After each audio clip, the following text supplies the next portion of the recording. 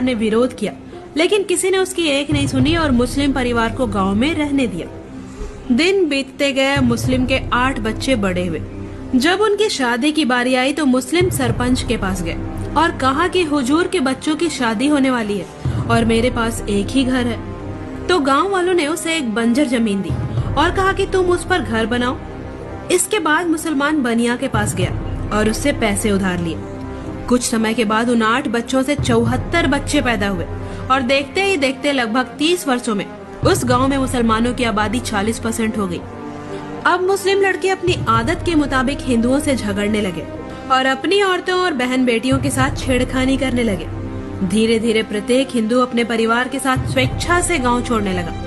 एक दिन गांव के मुख्य मंदिर को मुसलमानों ने तोड़ दिया और उस पर मस्जिद बनाने लगे। फिर बाकी हिंदुओं ने उन्हें रोकना शुरू किया। तब मुसलमानों ने कहा कि जो कोई अल्लाह के काम में बाधा डालता है उसे काट दो।